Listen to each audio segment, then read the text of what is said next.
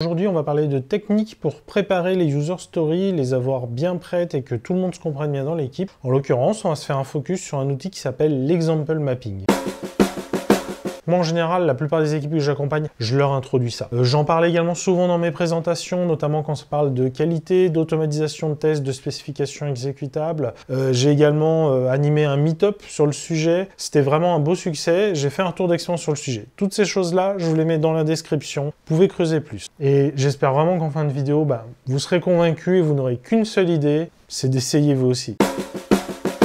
Pour le coup, je vais changer un peu la manière dont je me filme, puisque c'est un atelier qui se passe avec des cartes qu'on écrit, etc. Donc forcément, ça sera plus sympa si je vous montre la table. Donc l'example map, c'est vraiment avec du physique. Là, on a des cartes, des fiches Bristol qu'on déplace, qu'on touche. C'est vraiment un des avantages de cet atelier parce que ça va vraiment favoriser le côté collaboratif, physique. On y est, on est tous ensemble, on peut manipuler. Il nous faut 4 couleurs différentes. Là, j'ai gardé les mêmes couleurs que dans l'article de Cucumber qui décrit cette pratique. On va avoir les user stories. En dessous, on va avoir les règles. Et encore en dessous, on va avoir des exemples. Et à côté de ça, on a aussi une couleur pour les questions. Donc à quoi ça va ressembler? Du coup on va voir là, à la racine de l'example map, my user story, le nom, etc. Le niveau en dessous, ça va être les règles d'application, de fonctionnement de cette user story. Et en dessous de chaque règle, on va avoir les exemples qui fonctionnent. Donc là par exemple, la première règle a 2 exemples qui s'appliquent à cette règle, qui l'explicitent, qui la valident, qui montent dans le détail. Et puis la deuxième règle a aussi un exemple.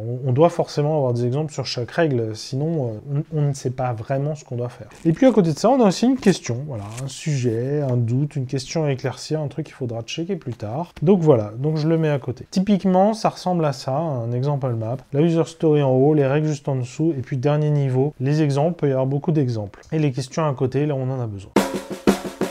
Alors allons-y, allons dans le concret. Parlons d'une vraie feature présentée en plus par le Product Owner.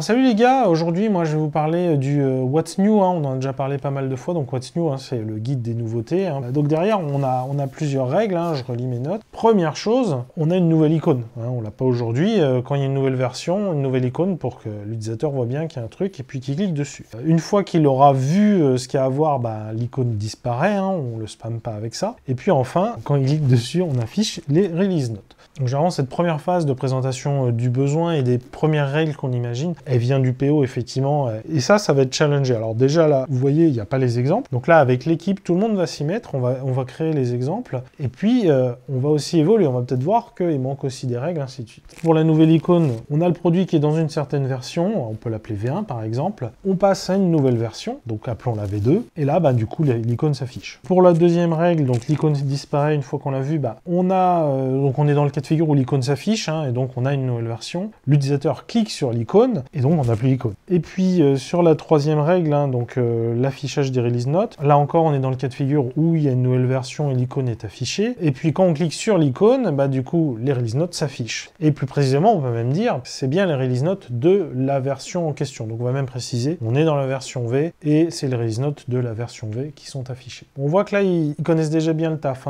les gars ils précisent bien, vu qu'on a un changement de version, donc on est en V1 et puis on passe en V2. Et puis le format, voilà, format papier, on formule comme on veut. Là on fait bullet point, flèche, voilà, pour dire qu'est-ce qu'on fait, qu'est-ce qui arrive. Ça marche bien. Là on voit, ils parlent, donc ça c'est le précondition. Quand on est en format Gherkin, given, when, then, ce serait le fameux given. La précondition, c'est le vocabulaire qu'on utilise quand on vient plutôt dans le monde du test. Puis le dernier, il est quand même super intéressant, parce qu'ils nous disent bien, ok, donc on doit afficher la bonne version, mais comment on le sait? Donc il faut bien préciser, parce que c'est un exemple, donc on est super précis. Le produit est dans la version V, donc on affiche les release notes de la version V.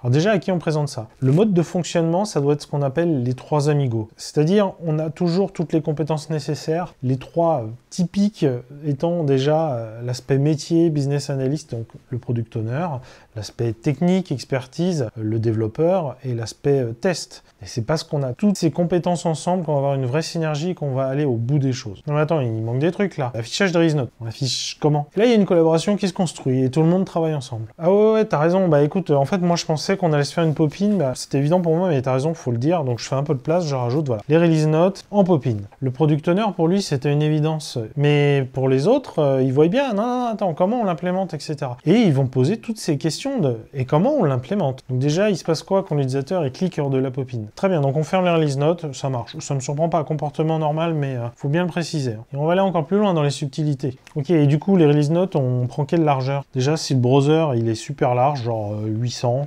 bon, on va se glisser à 500, ça sert à rien d'expandre indéfiniment. Si on est tout petit, par contre, on est à moins de 200, on va prendre 80% de largeur. Et si on est entre les deux, on va prendre 70%. Donc là, on est sur une carte qui est pas mal intéressante, 3 cas de figure, et à chaque fois, en fonction d'un input, on a un output. Donc en fait, c'est un cas de figure où faire un tableau, ça serait pas mal. Mais sauf qu'en fait, là c'est bien le tableau, c'est plus lisible, c'est pas ça des exemples. Sur les cartes vertes, là, on doit avoir vraiment des exemples. Un exemple, c'est super concret. Et là, en fait, on est en train de décrire des règles, on est en train de dire un algorithme. Entre ça et ça, on a ça, entre ça et ça, on a ça. Donc ça, c'est pas un exemple. Du coup, il va falloir le réécrire en disant des valeurs précises. Par exemple, à 100, on va être à 80%, donc en fait on va être à 80. Donc ça commence par quoi? Le cas inférieur à 200, donc ça veut dire quoi? Que quand on a 100, on doit avoir 80. Deuxième catégorie, par exemple, à 600, ça nous fait 420. Et puis troisième catégorie, par exemple, à 4000, on est fixé à 500. Et là arrive la question super importante, à laquelle vont penser notamment les développeurs et les testeurs. Ok, tu nous as donné des cas bateaux dans chaque catégorie, ce que ça donne. C'est très bien, ça illustre bien le truc, mais ce qui nous intéresse, c'est les cas aux bornes, en fait. Typiquement, moi, dans mon if, je mets quoi? C'est à 199, c'est à 200, c'est à 201 que ça change. Et alors du coup, pour être clair et non ambigu, on les rajoute. Et aussi d'écrire ça, on se rend compte aussi que... Et d'ailleurs, 80%, 70%, on arrondit à l'inférieur ou au supérieur. Donc du coup, pour vous répondre, le breakpoint va vraiment être à 200, 201 et 800, 801. À partir de 200, on est dans la deuxième catégorie, et à partir de 801, c'est la troisième. Et on va arrondir au supérieur, hein, c'est-à-dire que 199, 200 vont faire la même chose, et puis 799, 800 vont faire la même chose. Donc on rajoute les exemples. Ok, ben voilà, donc on a rempli ensemble, donc on voit bien 199 et 200, puisqu'on a arrondi au supérieur, c'est à 160, hein, on est encore dans la première catégorie. 799 et 800, donc là on est toujours dans la deuxième catégorie, donc 560, encore une fois arrondi au supérieur. 801, donc là c'est la première valeur où on passe à la troisième catégorie, donc 500, et puis 201, 141, c'est la deuxième catégorie, et on arrondit au supérieur, hein, sinon ça serait 140. On peut se poser la question, pourquoi est-ce qu'il faut être aussi précis? Il faut que ce soit des exemples très très concrets. Ça ne laisse aucune place à l'ambiguïté. Avec ça, on est sûr et certain, on s'est compris. Il n'y a plus de doute et il n'y aura pas de blague après coup du « mais j'avais pensé ça, t'as fait ça ». Non, on est d'accord, il ne devrait pas y avoir de retour de recette. Derrière, dites-vous bien, cet outil, il a été imaginé par Cucumber. Cucumber, c'est un outil pour faire des spécifications exécutables. Que quand on est dans ce niveau de précision, c'est des cas de test. On peut l'implémenter. Le browser a une largeur de 201. Du coup, je mesure la largeur de la pop-in et cette largeur doit être de 141. Franchement, c'est super cool. Par contre, là, le choix de taille, est-ce qu'il doit être dynamique? Est-ce que quand le browser se fait resizer, on doit réappliquer l'algo, changer, ou on reste sur la même size et tant pis? Bon, c'est évident que dans l'absolu, le faire dynamique, ça serait mieux. Maintenant, je sais pourquoi tu me poses la question. Hein. C'est qu'aujourd'hui, notre plateforme, elle n'est pas prête pour. Et donc, il faut que je recroise vraiment le niveau de finition qu'on veut par rapport à ça. Donc, écoute, j'ai créé une carte dessus. Voilà, je la rajoute pour qu'on y pense bien. L'enjeu de ces cartes rouges, c'est bien ça. Hein. C'est qu'on a encore des questions ouvertes. Tant qu'on n'a pas répondu à toutes ces questions, la story, elle n'est pas ready, on ne peut pas la démarrer.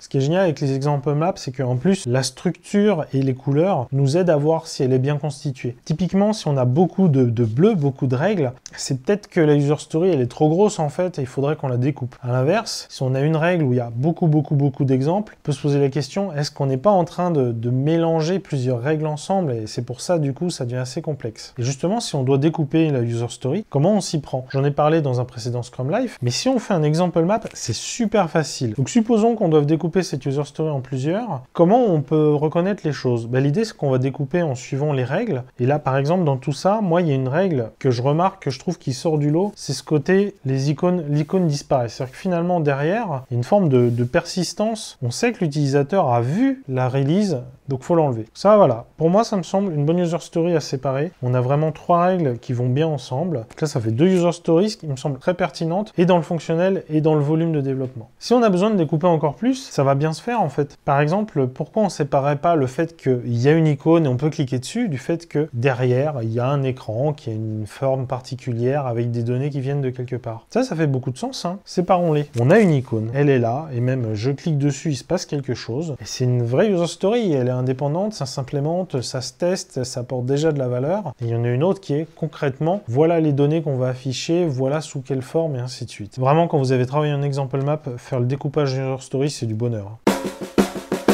Et alors, qu'est-ce qu'on en fait de ces cartes ensuite, hein? Bah, bien sûr, on les garde. Bah, vous les prenez, vous faites un tas, vous les gardez, vous mettez dans une armoire et vous les sortez le jour où l'équipe se met à travailler dessus. Ça, franchement, c'est la meilleure doc du monde. C'est pas la peine de s'embêter à les recopier dans un Confluence, un Jira ou autre. Ça a plus de valeur et c'est directement exploitable. On est super clair, on s'est mis d'accord. Et en plus, le cerveau humain a une faculté à mieux se rappeler quand on touche du physique. C'est bête, hein, mais de toucher ces cartes, les gens vont se rappeler ce qu'on s'est dit pendant l'atelier. Petit conseil pour la fin, numérotez les cartes, associez-les ensemble. Elles vont vivre ces cartes. Elles vont se bouger à gauche à droite, ils vont se les passer, hein. Voilà les critères d'acceptation qui doivent passer, etc. Vous allez peut-être même les réordonnancer, il y a un ordre plus pertinent que l'autre, vous allez resplitter les stories différemment, etc. Notamment bien associer les exemples aux règles. Vous y penserez sûrement de vous-même, mais au moins comme ça vous évite de vous rater une fois et de pas y penser. Alors dites-moi, est-ce que ça vous a convaincu l'example mapping? Est-ce que ça vous a donné envie d'essayer? Est-ce que vous pourriez me répondre dans les commentaires?